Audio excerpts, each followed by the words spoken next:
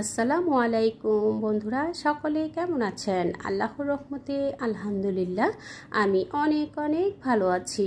বন্ধুরা, আজ আমি ভীষণ মজাদার মুখরোচক একটা রেসিপি তৈরি করে আপনাদের সাথে শেয়ার করব। আজকে আমি তৈরি করে দেখাবো ঘরে থাকা সামান্য 2টা আলু এবং 2টা ডিম দিয়ে পুরো পরিবারের একটা মুখরোচক খাবার মিনি সিঙ্গারা তৈরি করে দেখাবো।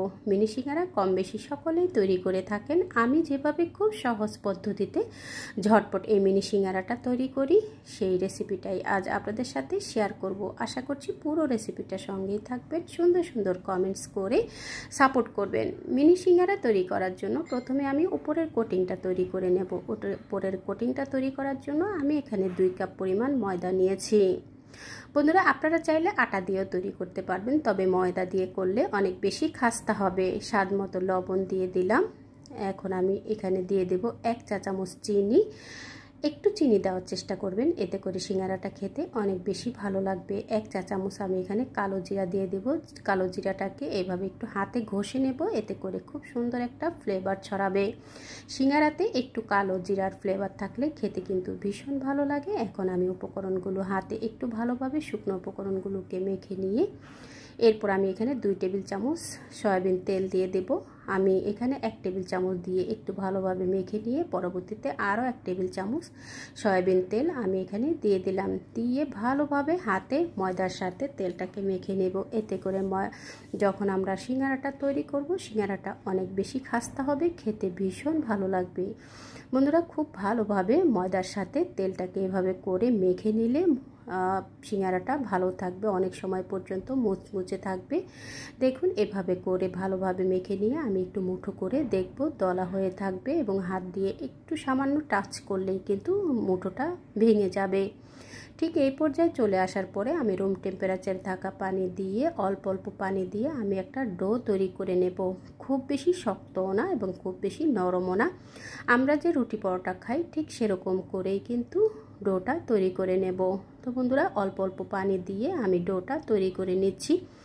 তো বন্ধুরা, দেখুন আমার ডোটা তৈরি হয়ে গেছে। আমি এখানে 2 কাপ ময়দা দিয়ে আজকে এই সিঙ্গারাগুলো তৈরি করব। আপনারা আপনাদের প্রয়োজন অনুযায়ী বাড়িয়ে কমিয়ে দিয়ে সিঙ্গারাগুলো তৈরি করে নিতে পারেন। তো বন্ধুরা, ময়দার ডোটা খুব ভালোভাবে এইভাবে করে খামিরটা ভালোভাবে মথে নিয়ে এরপর আমি 10 মিনিটের জন্য রেস্টে রেখে দেব। এতে করে সামান্য হাতে একটু তেল মেখে নিয়ে, যাতে উপরের স্কিনটা ড্রাই না হয়ে যায়, একটু তেল মেখে নিয়ে এরপর আমি ঢাকনা দিয়ে ঢেকে আমি 10 মিনিটের জন্য সাইডে রেখে দেব। ভিতরের পুরটা তৈরি করার জন্য আমি 2টা বড় আলু সেদ্ধ করে নিয়েছি।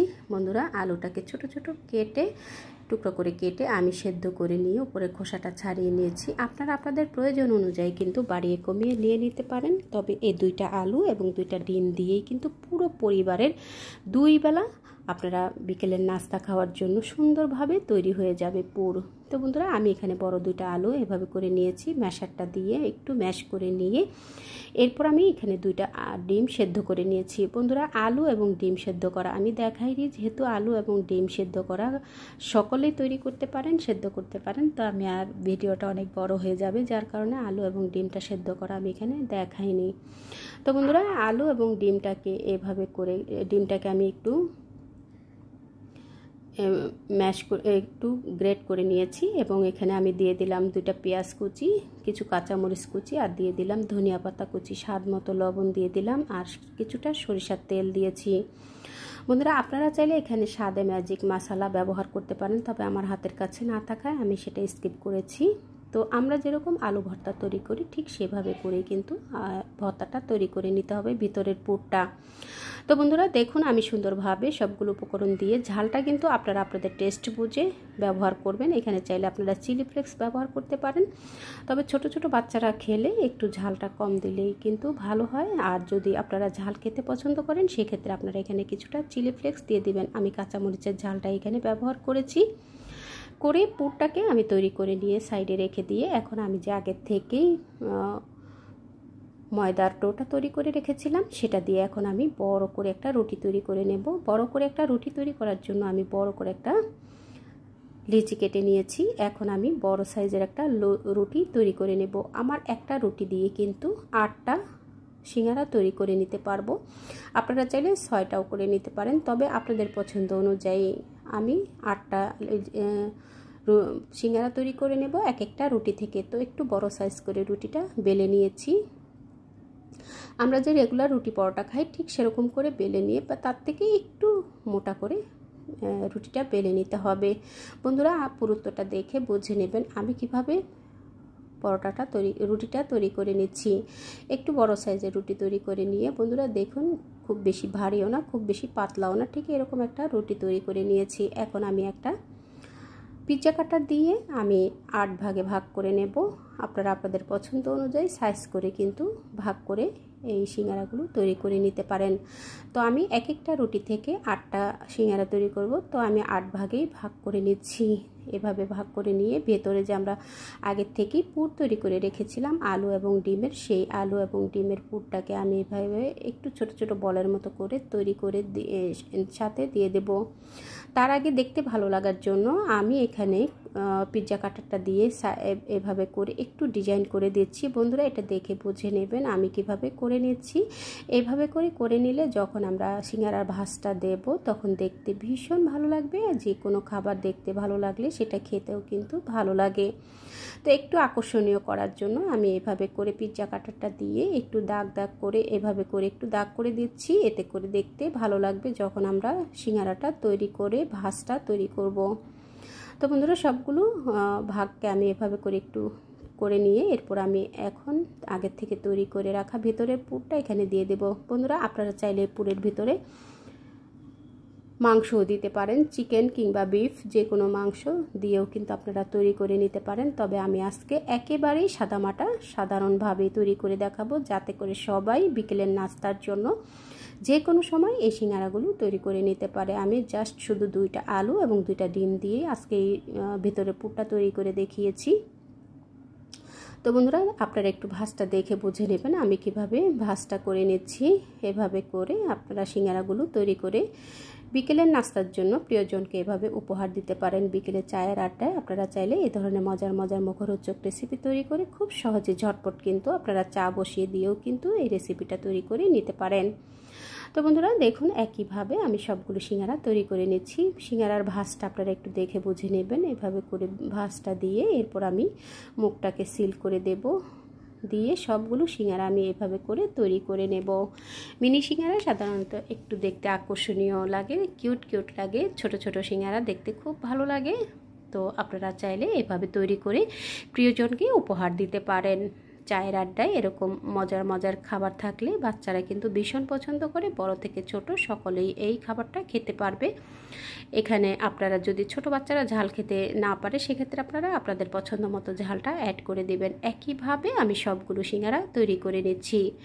বন্ধুরা এই পর্যন্ত যারা আমার রেসিপিটা দেখে এসেছেন একটা লাইক দিতে ভুলে গেছেন, প্লিজ বন্ধুরা একটা লাইক দিয়ে পুরো রেসিপিটা কন্টিনিউ করে নেবেন। এতে করে আপনার একটা লাইক একটা কমেন্টসের মাধ্যমে আর অনেক বন্ধুদের কাছে আমার এই রেসিপিটা পৌঁছে যাবে, তারাও আপনাদের মতো করেই কিন্তু আমাকে সাপোর্ট করতে পারবে। তো বন্ধুরা তো অসংখ্য ধন্যবাদ জানাই এই পর্যন্ত ভিডিওটা দেখার জন্য।